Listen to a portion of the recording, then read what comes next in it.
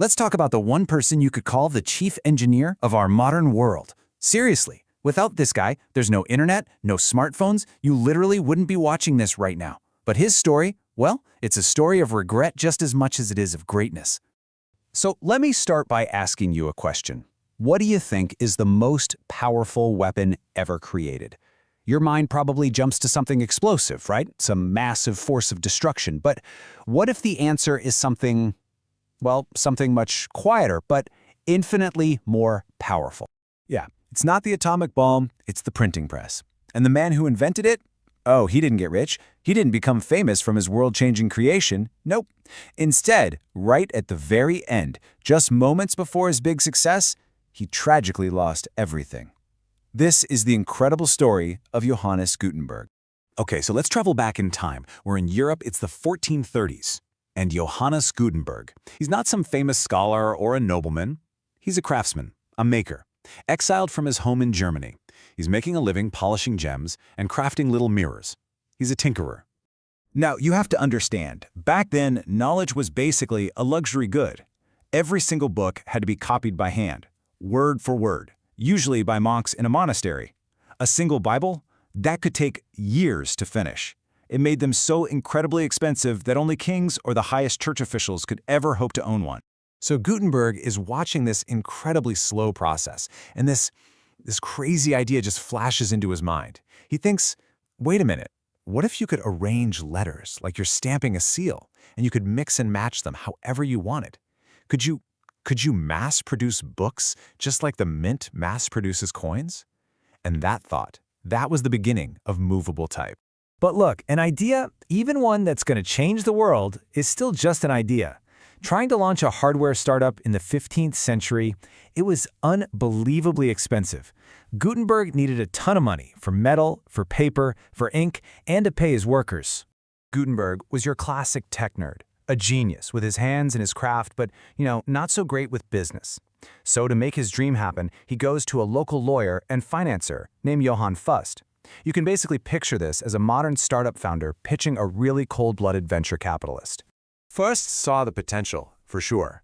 He lent Gutenberg a massive sum of money, 1,600 guilders, but the terms were brutal.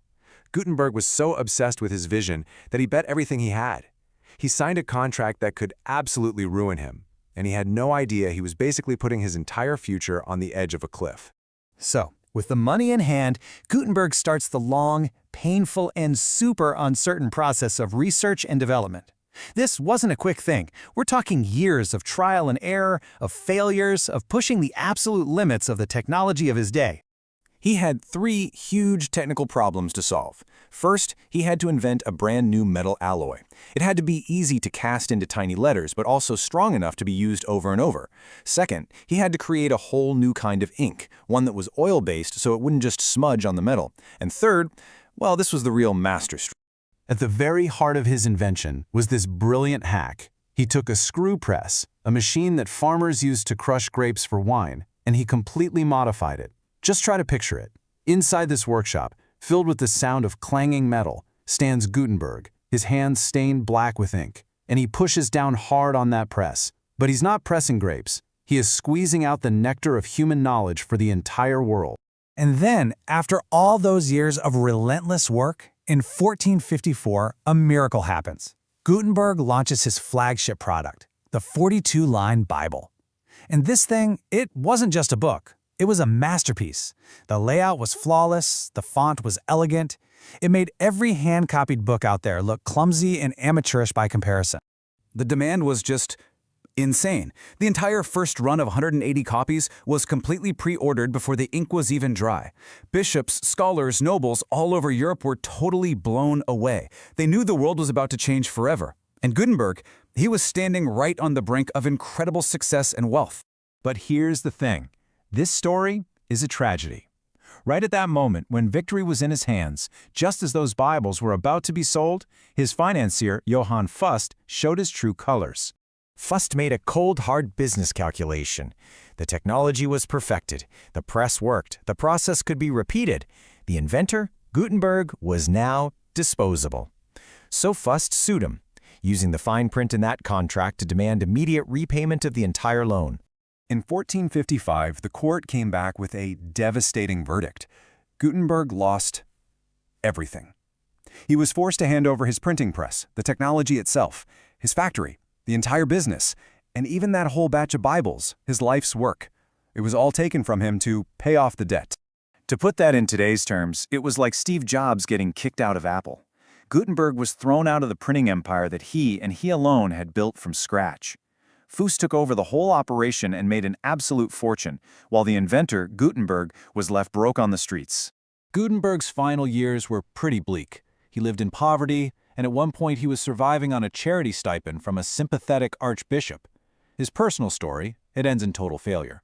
But the legacy he left behind? Well, that was about to set all of Europe on fire. The impact was immediate and earth-shattering. The price of books just plummeted. And for the first time in human history, knowledge was no longer locked away for just the rich and powerful. Ideas could now spread like wildfire. And spread they did. A few decades later, a guy named Martin Luther uses this very technology to launch the Protestant Reformation. Scientists used it to share new discoveries, which sparked the scientific revolution. That modified wine press didn't just print books, it effectively ended the Middle Ages and flipped the switch on for modern civilization. And that's the ultimate irony of his whole story. Gutenberg lost his personal, commercial gamble in the most brutal way you can imagine. But in the grand scheme of things, he won history. His personal failure became one of humanity's greatest victories. So that's the story of Gutenberg. He wasn't some triumphant tycoon. By every business measure, he was a failure, completely beaten down by the realities of the world. And yet, it was this very loser who, 6 centuries ago, pressed the download knowledge button for every single one of us.